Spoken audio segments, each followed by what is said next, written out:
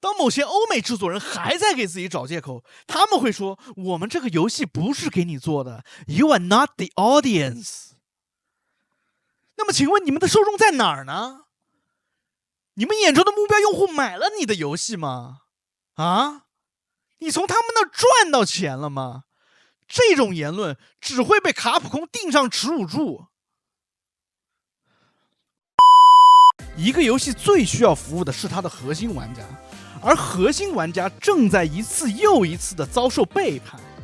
当游戏开发商把制作平庸的游戏当作目标，而不是将游戏当作艺术品般打磨的时候，那些曾经用第9艺术的锋芒刺破平庸的开发者，如今正亲手将一部又一部的神作钉死在工业化的流水线上。那些让我们热血沸腾的经典 IP， 如今却逐渐沦为了资本逐利的牺牲品。被抽干灵魂的游戏产业还配得上我们玩家的热血吗？大家好，欢迎来到第9频道，我是老九，在这里我们一起剖析第9艺术的魅力。Nice。怪物猎人荒野以惊人的市场表现刷新了游戏行业的认知，800万份的销量与130万 Steam 同时在线的玩家数据背后，是卡普空20年如一日对核心玩家的坚持不懈。在经历了疯狂的2024之后，很多人认为黑神话悟空在 Steam 上突破200万同时在线玩家的成绩是中国玩家造成的异常现象，不会再重复。但事实却是，对于用心去做的游戏，这几乎必然会是常态。某些特定类型的游戏正在展示游戏能够达到的广泛影响力，以及3A 游戏真正能够实现的成就。纵观这几年的游戏行业乱象，刺客信条从历史模拟器退化为罐头大清单，战地无视数代前作的优点，一意孤行。臃肿的赛季通行证取代了纯粹的战场对抗，原本注重叙事体验的索尼，却试图在短短1年的时间里推出10几部服务型游戏，直到新民特工的史诗级 BOSS。顽皮狗为了推进政治正确，不惜连续在《最后生还者2》和《Intergalactic》2部作品上一意孤行。这些案例共同指向一个残酷的现实，那就是当开发商试图用工业化生产思维解构游戏的本质时，作品就会变得平庸甚至垃圾。而怪物猎人系列始终保持着匠人般的克制，每代作品都在既有的框架内进行毫米级的优化。这种看似保守的策略，反而构建起难以复制的竞争壁垒。当其他厂商在服务型游戏和 DEI 元素的浪潮中迷失自我的时候，这个诞生于 PS2 时代的硬核狩猎游戏却用最原始的快乐征服了全球玩家。这种反差折射出当代游戏产业的关键矛盾，那就是在商业扩张与技术迭代的裹挟下，开发商应该追逐流行趋势，还是守护游戏设计的初衷呢？商业化与艺术性的博弈始终是开发者必须要跨越的鸿沟。怪物猎人原来一直无法很好的打入西方市场，西方市场还没有准备好接受其深思熟虑的战斗、硬核的机制和有时有点残酷的学习曲线。但卡普空与其他的工作室不同，他们不会通过彻底改变游戏来迎合西方受众，而是精炼和扩展了游戏本身就已经存在的有效内容。他们在保证了打击感的前提下，注入了更快的战斗机制，游戏仍然具有战术性和深思熟虑，但随着时间的推移，它已经变得更加的流畅，更加的直观。一切的拐点都是2018年的怪物猎人世界，他们在世界做到了这一切，然后在荒野做到了新的巅峰。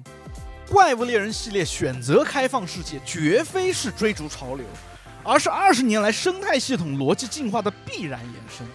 从初代奠定的生物链雏形，到熔岩龙将火山气体压缩成爆裂火球的细节，再到水兽用海绵毛发实现水陆两栖生存，每一次进化都让怪物成为生态环境中的活性组件。反观某些开放世界游戏，所谓的自由探索不过是在地图上堆砌的问号，攀爬与滑翔沦为掩饰空洞世界的万用膏药。未来游戏产业的竞争将是设计哲学的较量，而卡普空的设计师完全理解其中的精髓，那就是4个玩家30多分钟数10种武器派生路线，在这些限制条件下创造出的可能性，远比所谓的无限沙盒要多得多。这种在约束中寻找自由的设计概念，正是卡普空区别于其他大厂的本质特征。初代的怪物猎人仅仅只有29万份的销量，这足以让任何厂商直接给续作开出死亡的宣判。但卡普空这家顽固的公司，在2004年却反其道而行之。他们在秋叶原举办线下狩猎大会，硬是用他们近乎偏执的情怀，培育出了共斗游戏的基因链。当怪物猎人3将整个狩猎战场拉入深海时，卡普空遭遇了系列诞生以来最猛烈的舆论海啸，包括我在内的所有人都讨厌水下战斗。但是开发组硬是在骂声一片当中发现了反馈，找到了立体空间动作模组的可行性，竟然为地形互动系统埋下了伏笔。5年之后，怪物猎人4让当年沉在水底的 Z 轴数据又掀起了立体狩猎的革命。那些曾经被诅咒的水下代码，非但没有被删除，反而在代码的深渊中默默迭代，最终成为了系列进化的重要一步。这一场从海底2万里到云霄3000尺的逆袭，恰似卡普空给硬核玩家写的一封情书，那就是真正的革新者总是先被污秽掩埋，再从污秽里打捞出成吨的钻石。牛逼！核心玩家的忠诚度是游戏 IP 最珍贵的资产，玩家社群的自发性传播正在重塑游戏的营销模式。怪物猎人历代作品都遵循着独特的传播路径，核心玩家在论坛中解析怪物的肉质弱点，速攻组开发极限配装，同人画师创造二创作品。这种由下而上的文化衍生，远比投放千万美元的广告更能建立情感的连接。荒野在发售前，卡普空主动向 MOD 作者提供开发工具包，将玩家创意融入官方内容。相比之下，某些大厂用法律手段打击 MOD 社区的行为，暴露出对玩家创造力的恐惧与控制欲。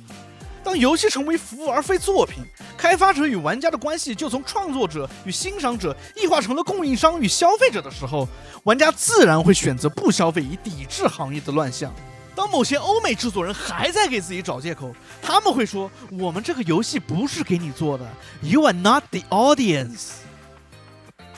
那么请问你们的受众在哪儿呢？你们眼中的目标用户买了你的游戏吗？啊？你从他们那儿赚到钱了吗？这种言论只会被卡普空钉上耻辱柱。烦死了！怪物猎人的生态系统可视化并不是什么黑科技，而是反复研究后的馈赠。操虫棍空中连击不是算法的生成，而是设计师玩断无数个手柄试出来的肌肉记忆。当行业沉迷开放世界画饼时，他们却搭建出了会呼吸的生态世界。每个设计都在诉说着一个同样的道理，那就是真正的创新永远诞生在对于本质的疯狂执着里。怪物猎人系列始终保持着危险的纯粹性，这种纯粹不是固步自封，而是对游戏本质的持续探索与重新诠释。当其他厂商在资本的压力下不断的妥协的时候，卡普空用20年的时间证明了一个道理，那就是真正的创新来自对核心体验的深刻理解，而非盲目的追逐风口。800万销量的背后是数百万玩家对完美配装的痴迷，对武器出招的钻研，以及对怪物行为模式的观察。这些最原始的快乐构成了电子游戏抵御工业化侵蚀的最后壁垒。厉害！我还记得第一次接触怪物猎人是在初中的时候，那个时候住校，深夜在宿舍里面听这个广播电台，当时没有什么娱乐设施啊，听听广播听听音乐就挺好的。那个播报员激动的声音感染到了我，然后我就花了3个月的饭钱终于买了一台 PSP。 最后当我挥舞着大剑却连蓝苏龙王的毛都碰不到的时候，我心里面想，这是什么垃圾游戏。然后 MHP2 就是怪物猎人便携版2出了，就是封面是轰龙的那个电台又开始推荐，于是我又下载了 MHP2。这次听了这个电台的推荐，选择用了一下这个片手键，然后才有点玩进去。当时我记得有一个体型特别大的龙叫鱼龙，我记得那个时候它还会进水里，然后一般还打不到，只能用弓箭射。然后我发现其实我可以用钓鱼的技能把它钓上来，反正就是试了很多次，最后用熊火龙的片手剑把它过了。片手剑打鱼龙啊，朋友们，这得蹭多少刀？我天！当英雄之证的这个音乐响起的那一刻，我感受到了无与伦比的成就感。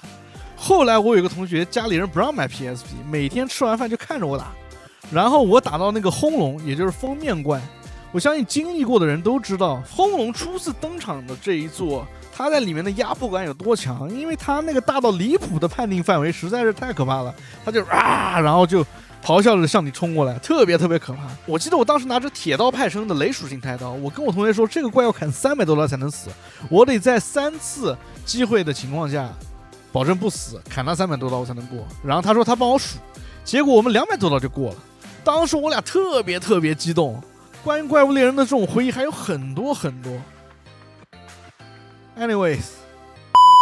欢迎收看第6频道，感谢大家的陪伴。如果你也有对怪物猎人的看法，欢迎在评论区分享，别忘了订阅、关注、点赞、收藏。我们下期见 ，Peace。这特好 I don't give a damn。我天，我觉得我是帮你省了100万，天哪，特好，你看你自己看。